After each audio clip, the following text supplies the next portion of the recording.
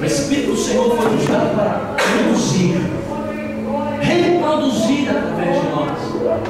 Será que todas as vezes que ouvimos uma palavra do Evangelho, todas as vezes que a gente vem à igreja, ou todas as vezes que recebemos uma revelação da palavra, seja através de um pastor, seja através de um missionário, seja através da internet, seja através da Bíblia, ou quando você está meditando e estudando a palavra do Senhor, quando você recebe essa palavra e ela se torna rema dentro de você, você a transmite ao ponto de reproduzir o suficiente? Será que agora, exatamente agora, você se sente bem o suficiente para dizer: Senhor, eu sou salvo sim, eu sinto a tua presença sim? Não é um balançar de cabeça quando um ministro de louvor fala: você está sentindo a presença aí, como foi dito hoje, né? Você está sentindo a presença? Aí você faz de forma mecânica, como se você, mesmo não sentindo, mas tem pessoas que balançam a cabeça. E muitos ainda conseguem sair de um culto, ou da presença de um culto, de uma congregação, de um culto, irmão, da mesma maneira que entrou. Isso significa que eu não posso aceitar isso. Eu não posso aceitar isso para a minha vida. Eu quero sair diferente a cada oportunidade que eu tenho.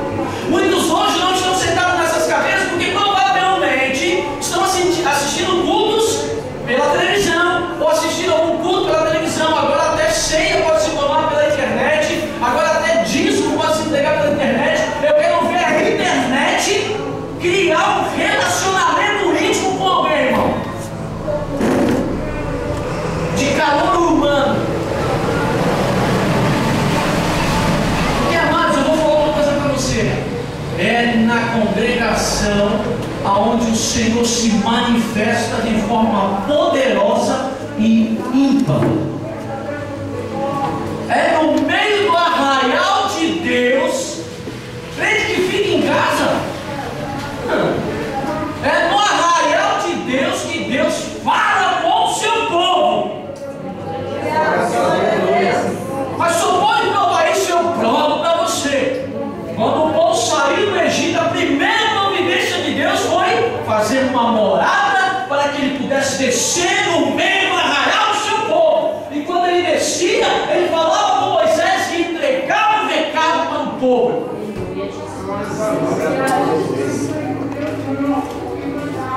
Está se perdendo isso hoje. As igrejas vão se esvaziando, vendo clubes sociais, megatempos, o relacionamento íntimo vai se perdendo. E o poder de Deus, de fato, de verdade,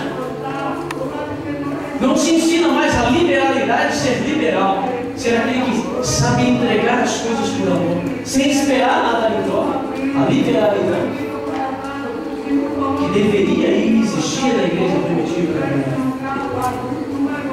Vocês estão entendendo, amados? Está dando para entender o que eu estou querendo falar aqui, não? Pode falar sim ou não, irmão? Está dando para entender? Maravilha. Então vamos ler aí.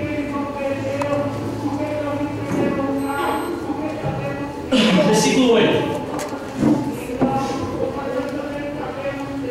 Olha que coisa tremenda, antes da gente ler. Só presta atenção na leitura. Mas só escute o que eu vou falar para você. Deus criou uma lei acerca do holocausto, o sacrifício e como ele deveria ser colocado sobre o altar. Presta atenção que nós vamos relacionar a palavra do Antigo Testamento com o Novo Testamento. Então presta atenção. Fique ligado. O Senhor disse a Moisés: dê este mandamento a Arão e a seus filhos. A regulamentação acerca do holocausto. Ele terá que ficar queimando até de manhã sobre as brasas do altar, onde o fogo terá que ser mantido aceso. O sacerdote vestirá suas roupas de linho e os calções de linho por baixo. Retirará as cinzas do holocausto que o fogo consumiu no altar e as colocará ao lado do altar. Depois trocará de roupa e levará as suas cinzas. Diga comigo, cinzas. São importantes, hein? Depois trocará sua roupa e levará as cinzas para fora do acampamento, a um lugar cerimonialmente puro. Diga comigo, puro. Se havia um lugar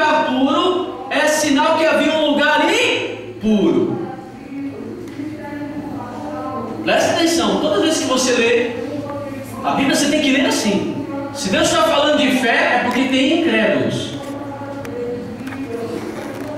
Deus, Ele ama. E quanto Ele ama, e Deus é amor. Por isso Ele também é justiça e Ele também é ira. Está entendendo? Mantenha-se aceso o fogo no altar, não deve ser apagado. Diga comigo, não apague o fogo. Não apague o fogo. Não apague o fogo. Ou não deixe o fogo apagar. Toda manhã o sacerdote acrescentará lenha. Diga comigo, lenha. Palavra. Todo dia eu tenho que ter palavra. Alimentar este fogo com a palavra de Deus. Sim, mas é todo dia, pastor. Todo dia, enquanto houver fogo divino em você, você tem que alimentar com a palavra.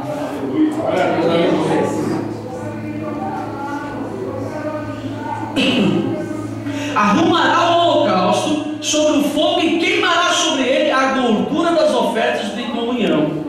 Mantenha-se o fogo continuamente aceso no altar, não deve ser apagado.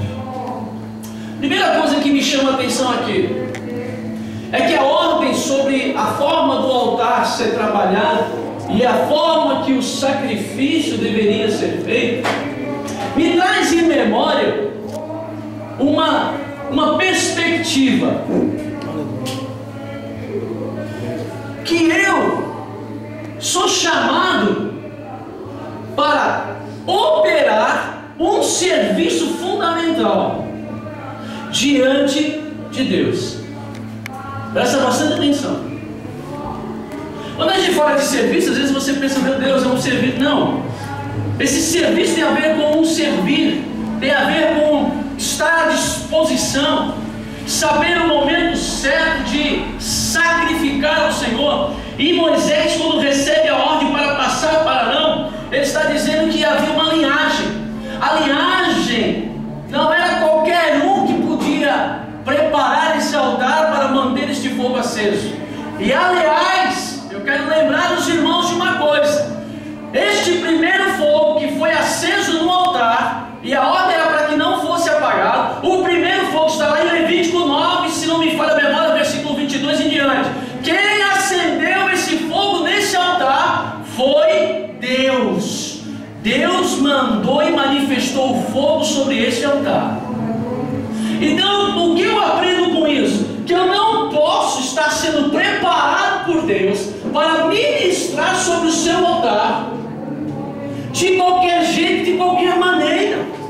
Significa que eu tenho que tomar alguns cuidados. Aleluia. Eu tenho que examinar a minha vida. Eu tenho que ver realmente como eu me encontro, como eu estou, e ser verdadeiro diante de Deus.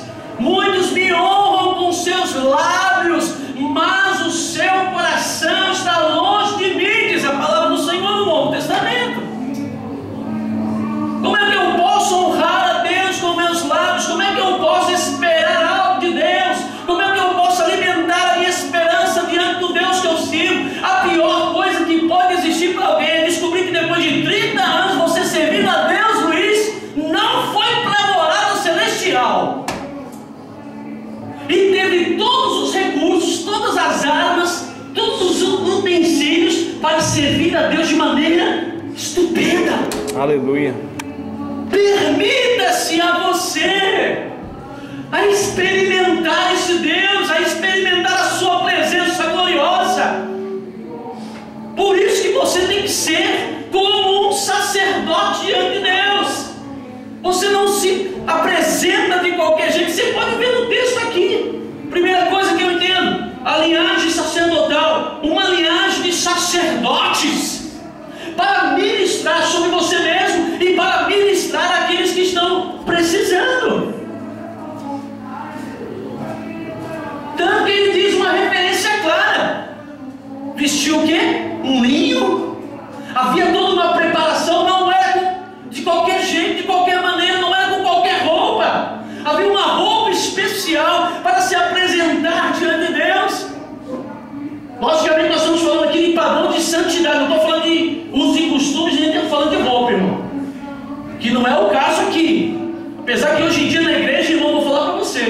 para sentar atrás de mulheres hoje em dia está muito difícil, irmão. Fala a verdade. Tem umas roupas aí agora, irmão, cuidado que o diabo ele trabalha também no corte e costura, hein? Calça jeans agora, aquelas baixas, né? Cintura baixa, aí é horrível, irmão. Fala a verdade. Coloca a calça jeans, cintura baixa, aí vai levantar, vai sentar. É assim ou não é? Ô, irmão. Ou então o vestido vai até o tornozelo. Eu estou falando isso, amados, porque depois vem fogo estranho. Aí não fala por quê? Postura. Cuidado. Como é que você se apresenta?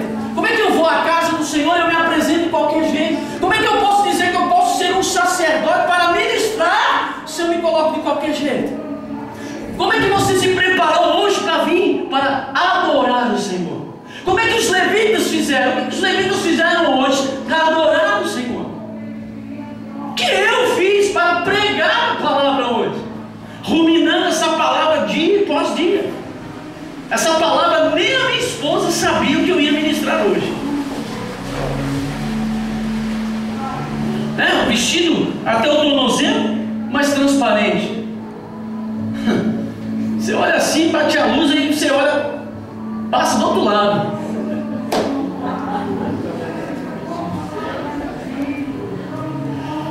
Aí, amados, nós vamos chegar lá, aí fica difícil. Eu não estou falando aqui que você, não estou falando de roupa não, mas é complicado, né? Dependendo da condição, de repente você não tem condição, aí a gente até entende, mas para servir a Deus. Abre lá sua Bíblia em 1 Pedro.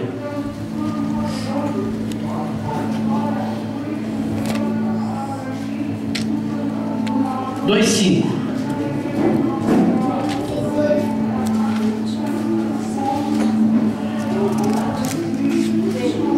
Pedro 2,5. Primeira epístola de Pedro 2,5. Luiz, me ajuda aí. Você ganhou um livro aí, chorou, agora você vai me ajudar aí. Lê para nós aí, 1 Pedro 2,5. Vós também, com pedras vivas, sois edificados a casa espiritual e sacerdote. Nós, como pedras vivas, sois edificados, ligados um ao outro, casa espiritual e sacerdócio santo. Sacerdócio santo ao Senhor. Só o versículo 5. Para oferecer sacrifícios espirituais agradáveis a Deus por Jesus. Sacrifícios espirituais, o que? Desagradável a Deus. Os filhos de sacerdote Eli, o que eles faziam? Linhagem sacerdotal, entregavam sacrifícios ao Senhor com fogo estranho. O que aconteceu com os filhos? Morreram. Por quê? Porque faziam o quê? Se prostituíam com as mulheres que iam até a tenda.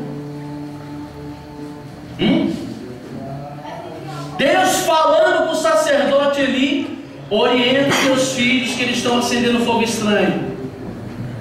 Ele não orientou seus filhos o suficiente para que eles mudassem. Deus os matou. Fala para a pessoa: você quer morrer e ir para o inferno? Então cuidado com o fogo que você tem acendido na igreja, na presença de Deus. Irmão, eu tremo com essa palavra aqui, irmão. Tá entendendo, né? Sem fé. Aleluia. Isso aí é um culto. Vamos juntar um culto aqui, irmão. Amém? Ele fala longe. No versículo 10 diz assim: o sacerdote vestirá suas roupas de linho e os calções de linho por baixo, retirará as cinzas do holocausto que o fogo consumiu no altar e as colocará ao lado do altar. Olha que coisa tremenda, irmãos.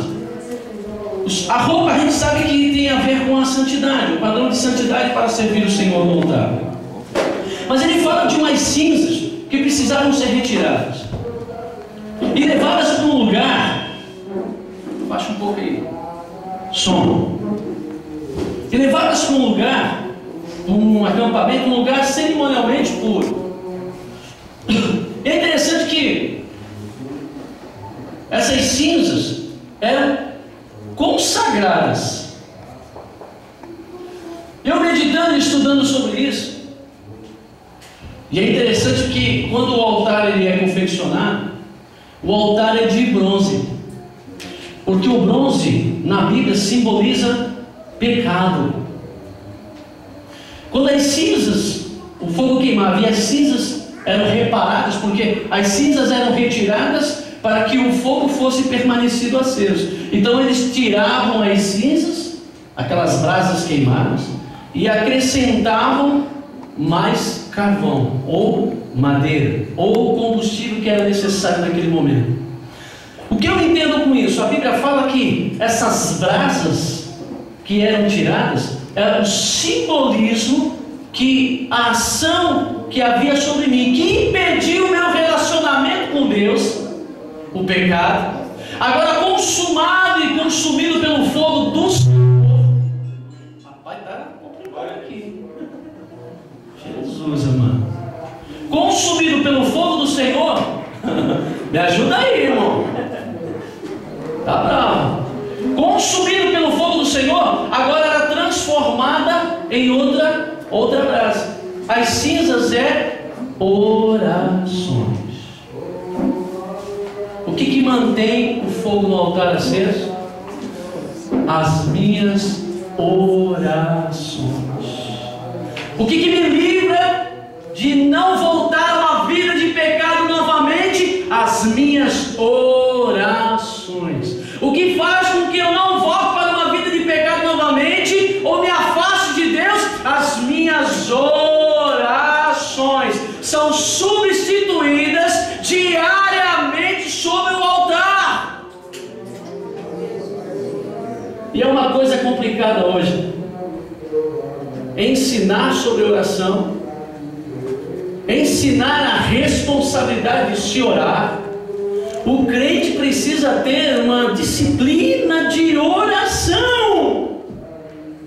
Como é que eu posso ter crentes e ver cristãos que não têm uma vida de oração? Amado, se não fosse o meu relacionamento com Deus, as minhas orações, eu digo pelo meu exemplo, eu já teria desviado, eu já teria ido para o mundo novamente. Sabe, o meu estágio seriam 7 vezes piores. Porque, amados, eu fui um pecador terrível. Eu voltaria 7 vezes pior para o mundo se eu não tivesse uma vida de intimidade com Deus, ou pelo menos desejasse isso a todo custo, com todas as forças.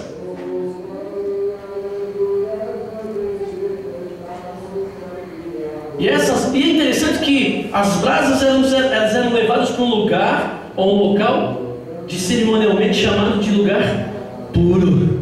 Porque lá em Apocalipse, se não me falha a memória, capítulo 8, versículo 3, abre lá para mim um pouquinho, Luiz.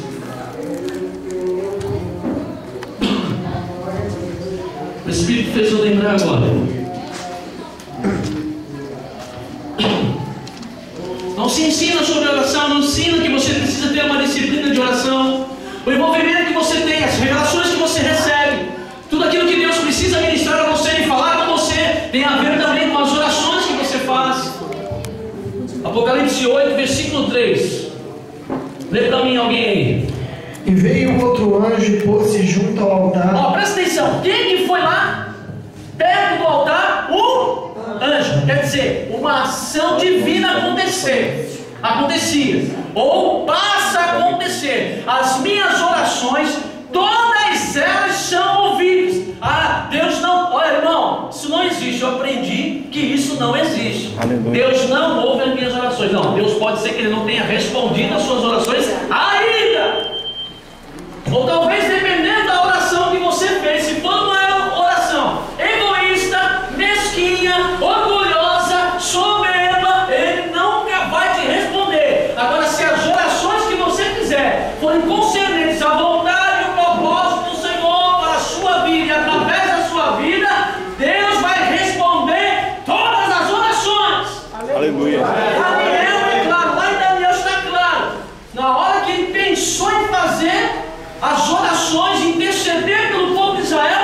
a ordem do anjo já veio.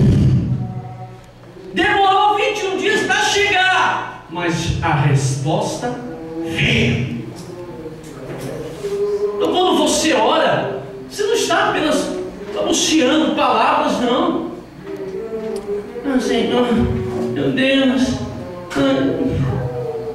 Não. Você está tendo um contato direto que antigamente nós não tínhamos. Só quem tinha contato direto com Deus era o sumo sacerdote, que entrava no lugar santíssimo, levava todos os nossos pedidos. Estou até com medo de andar aqui. Levava todas as nossas petições, e ele era amarrado pela cintura com uma corda. Até a corda tem propósito e significado.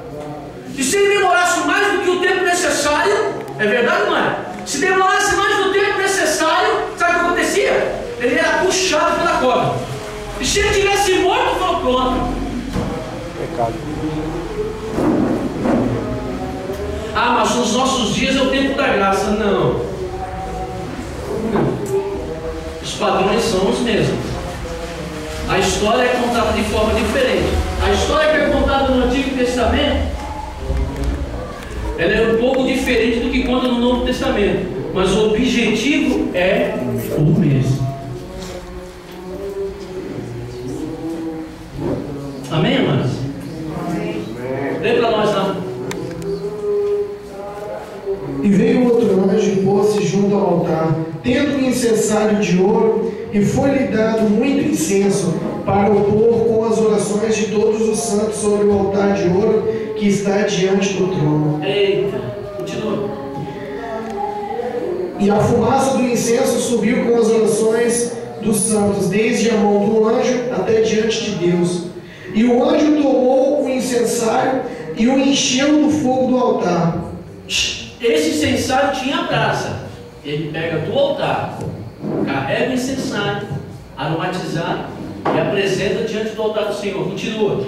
E lançou sobre a terra, e houve depois... Lançou sobre onde? A terra. Lançou sobre onde? Então as suas orações sobem como um incenso suave às narinas de Deus, vai até a sala do trono do Senhor, onde está um altar que arde continuamente. Ele ordena novamente que desça, e quando ele desce, algo tremendo acontece. E houve depois vozes e trovões e relâmpagos e terremotos. Olha aqui, não, para aí. Olha aqui, Jericó, passar o Jordão, a primeira cidade, pequenininha, uma muralha de Jericó. Deus, através de orações, dá uma estratégia a Josué, como vencer aquelas muralhas. Eles não poderiam dar a volta na cidade e ir embora? Poderia? Sim, mas Deus falou, não, fiquem diante dessa muralha, que eu vou falar com vocês. Deus, através das orações, deu uma estratégia. Andaram 7 voltas, depois da última volta deram 7 voltas contínuas, viraram para a muralha. Olha a ordem de Deus: gritem, mas gritem. Olha o grito. O que aconteceu com as muralhas? Se assustou. Deu a volta? Não, passaram em lado pelo lugar que eles estavam, cada um na sua posição. Me ensina o Senhor que as minhas orações têm poder. Eu não tenho que sair de um lugar para o outro, eu não tenho que me mexer. Quem tem que se mexer é o inferno. Eu estou posicionado com Deus, então eu não tenho que me mexer. Deus trabalha ao meu favor. Como eu sou o sacerdote do Senhor, Deus trabalha ao meu favor, sim. Não, ele é Deus serviçal? Não. Deus, ele honra os seus filhos sobre a face da terra. Então não tema, meu irmão. Toma posição diante de Deus. Aí os nossos homens de paz, eu quero curtir a vida. Vai curtir a vida. E vai perder a salvação na eternidade. Porque eu estou curtindo a vida servindo a Deus. Eu era escravo da bebida, eu era escravo do cigarro, eu era escravo da droga, eu era escravo da prostituição. E hoje eu sou livre do cigarro, livre da bebida.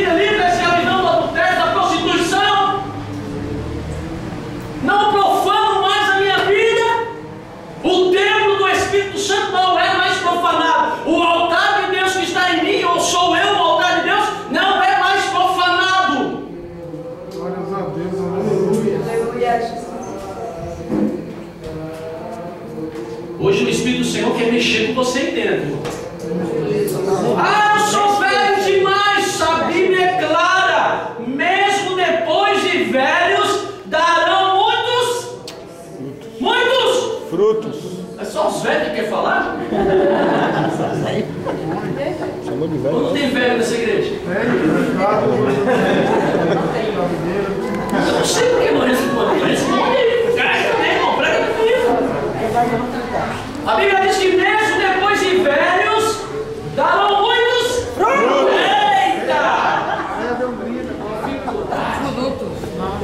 Fala pro mano lá daí, destrava a boca, irmão. Destrava a boca, irmão. Você tem liberdade aí, grita, irmão. Eu ia pra balada, gritava doidado lá 4 horas até 5 horas da manhã. Chega na presença de Deus.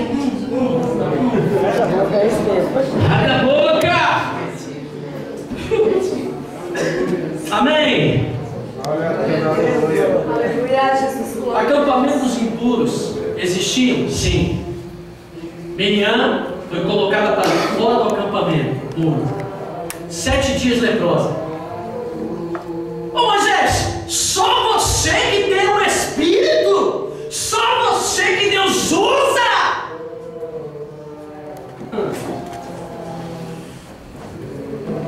Fala pro mundo lá assim, quando Deus escolhe alguém. Quando Deus escolhe alguém. E Deus, fala comigo, e Deus escolheu. Cuidado para você não tocar nos ungidos do Senhor. E os ungidos do Senhor, tem gente falando que o ungido do Senhor é só pastor para cima. Quem disse isso, irmão? Nós fomos ungidos pelo Espírito Santo. Aleluia!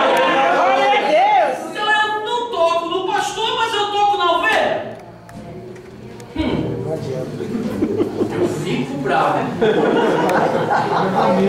Tem uns aí que se apegam às ovelhas, irmão, come a gordura dela, na mão cara lavada, ainda quer ser servido. Ah, toma vergonha.